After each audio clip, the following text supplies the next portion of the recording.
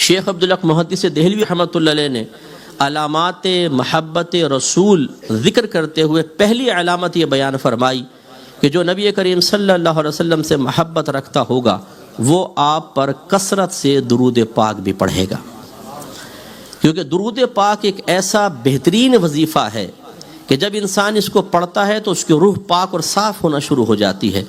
اور جتنی کثرت سے وہ پڑھتا جاتا ہے روح کی صفائی ہوتی جاتی ہے، حتیٰ کہ علماء نے ارشاد فرمایا کہ پھر روح اتنی صاف ستھری ہو جاتی ہے کہ انسان چاہے تکلف کرے نہ کرے اس کی روح براہ راست روح نبی صلی اللہ علیہ وسلم سے فیض حاصل کرنا شروع کر دیتی ہے، اتنا انسان کامل ہو جاتا۔ اور یہ میرے آقا صلی اللہ علیہ وسلم کی خواہش بھی تھی۔ حضرت کعب رضی اللہ تعالیٰ عنہ سرکار کے پاس تھے، سرکار نے پوچھا کعب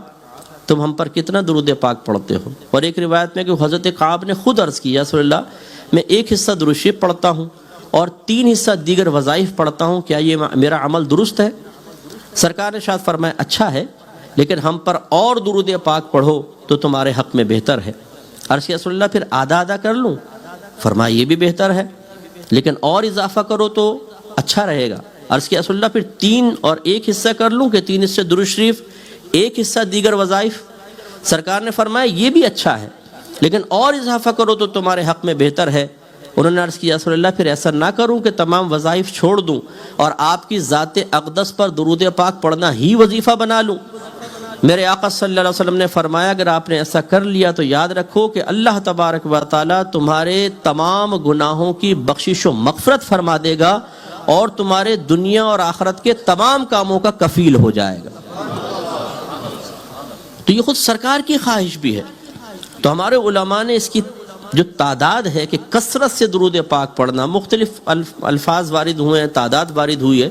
لیکن 313 مرتبہ اگر کوئی روزانہ درود پاک پڑھے تو اسے کثرت سے درود پاک پڑھنے والوں میں شمار کیا گیا ہے۔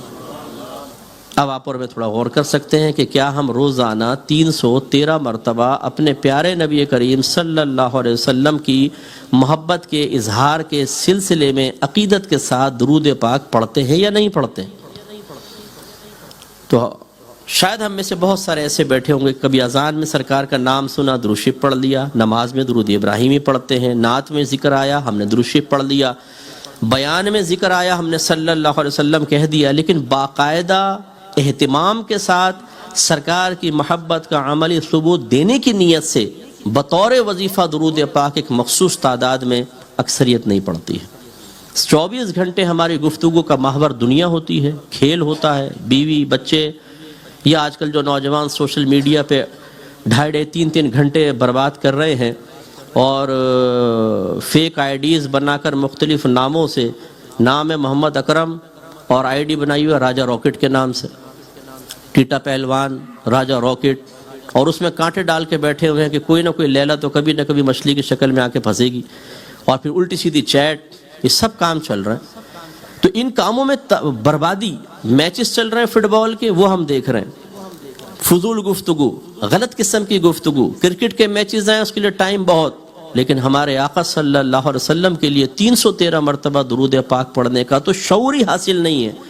سستی یا عدم سستی کا تو بعد میں معاملہ دیکھا جائے گا۔ تو یہ ایک المیہ ہے کہ سرکار سے محبت ہو